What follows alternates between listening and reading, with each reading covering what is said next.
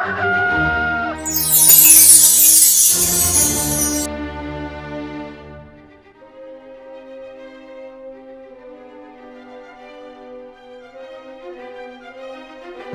गांव में एक लालची कर्कश बूढ़ी औरत रहती थी।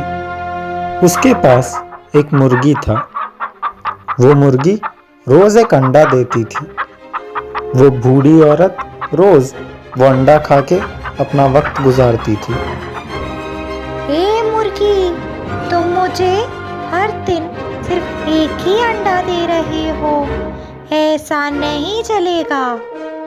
कल से तुम मुझे ज्यादा अंडे दो, मतलब 2 अंडे दो, नहीं तो तुम्हें पता है ना, मैं तुम्हारा सब्जी बना के खा जाऊंगी।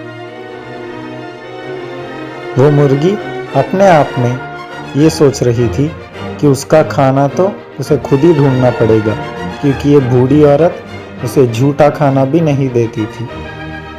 इसे तो दिन के 1 अंडा देना ही मुश्किल है, अब इसे 2 चाहिए। मैं किधर से लेके आऊं?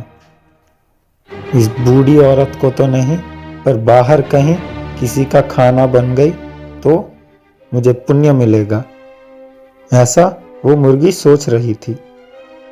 उस दिन रात भूख में चुड़ैल खाना ढूंढते हुए उस तरफ से आई।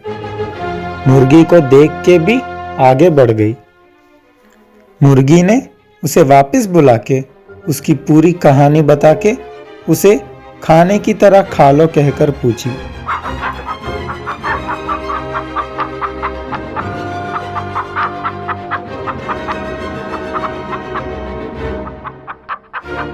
जब तुम्हें ये जिंदगी नहीं चाहिए तो ये गंदा शरीर क्यों?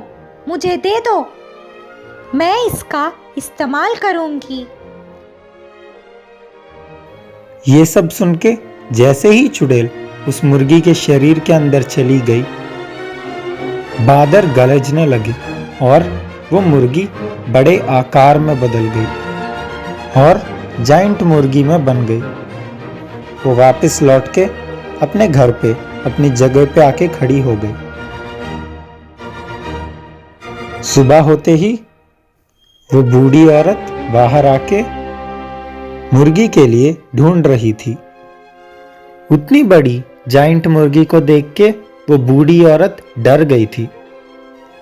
ये देख के बूढ़ी औरत इतनी डर गई थी कि वो पीछे जाते जाते गिर गई। मेरे मुर्गी में भूत चढ़ गया कहते हुए चिल्लाते हुए भागने लगी। वो बूढ़ी औरत जिस तरफ भाग रही थी, ये बड़ी मुर्गी उस तरफ अपने कदम ले रही थी। उतने में ही थोड़े गांव वाले आके उस बूढ़ी औरत को उस मुर्गी से बचाने वाले थे, पर ये लोग उस मुर्गी के मार सह नहीं पाए और दूर जाके गिर गए।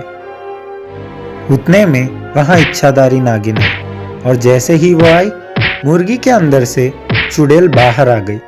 इच्छाधारी नागिन, ये मेरे आहार के बारे में है, तुम यहाँ से चली जाओ। ये मेरे जो भक्त है उनका संबंधीदा विषय है, जाना नहीं होगा। ऐसा कह के वो चुड़ैल को बहुत मारी।